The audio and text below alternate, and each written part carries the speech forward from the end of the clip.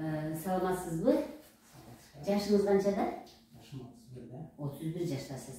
Сиз бүгүнкү күнгө эмне даттануу менен келдиңиз? Мен ашказаным ооруйт. Так, ашказан чогуйт, так. Башым ооруйт. Башыңыз ооруйт. Эртең оозума ачуу келет. Эртең оозуңа ачуу келет, так. Алсырайм. Алсырайсыз, Арыктап кетем. Арыктаганыңыз токтодубу, токтогон жокпу? Же күнүгө бир арыктап баратасызбы? Буга чейин арыктап келдим, азыр ошол токтоду. Так, сиз кандай кылып аракет кылдыңыз жакшы болуш үчүн? Жакшы болуш үчүн Сиз буга чейин ашказаныңыз көптөн бери болот, Дарбак ичкенсиз, анан результат көрдүңүзбү, көрбөдүңүзбү? Буга чейин ясоо болуп ооругам. Так. Аны лечение кылганбыз, айыккан. Кийин анан кайра эле оору баштады. Уже арыктап, алсырап, ушундай болуп баштадым. Анан сиздин көнүгүүлөрүңүздү жасай баштадым. Менин көнүгүүмдү кайсы айдан баштап көрдүңүз? Сиздин көнүгүүлөрүңүздү эмеден коронавирус мезгилинде. Так. Кана эми айтыңыз, кайсы көнүгүүлөр жасадыңыз? Көнүгүүлөрүңүз лимфомассаж. Молодец. Так. Массаж. Молодец. Так. Сууну ичип аттыңыз, Тамакты жемедим. Молодец. Так. Ичиңизди бастыңызбы? Ичти уурдулап басып. Эми ушул көнүгүүлөр жасагандан кийин кайсы жагын өзгөрдү? Кандай болуп өзгөрдү? Бул эле жеңилдеп калдым. Так. Жакшы болду. Бир күндө канча жолу ичиңиз катчу эле? Ичим катчу. Так. Азыр кантип калды? Ичим күнгө барып калдым. 2 күндө бир барып барам. Мурун көбүрөөк барбачу болдуңуз? 2-3 күн болуп кетчү. 2 күн. Азыр эми кээде бир күн күнүгө барасыз, кээде 2 күн күнүгө барасыз. Так, жакшы. Сара кылганыңыз кандай эле?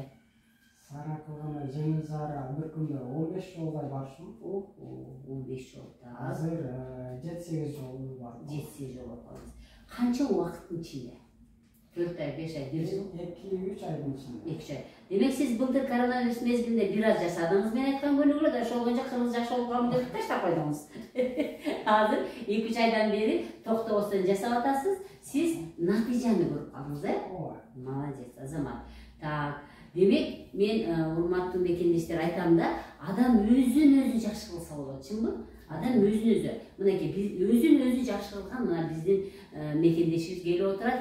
Караңыздар, тез сара кылган 15 жолу бар экен, 7-8ге түштү. Бул деген 2-3 айдын убактында болуп атат. Мен ошон үчүн айтам да, 6 айга чейин силер өзүңөрдү жакшы кыласыңар депчи. Мына 6 айга чейин диета кармасаңыз, 6 айга чейин массаж жасасаңыз, 6 айга чейин ишиңизди бассаңыз, нервди тынч койсоңуз, демек адам өзү жакшы болсо болот экен. Болот экен. Ананчы, мына көрдүңүзбү?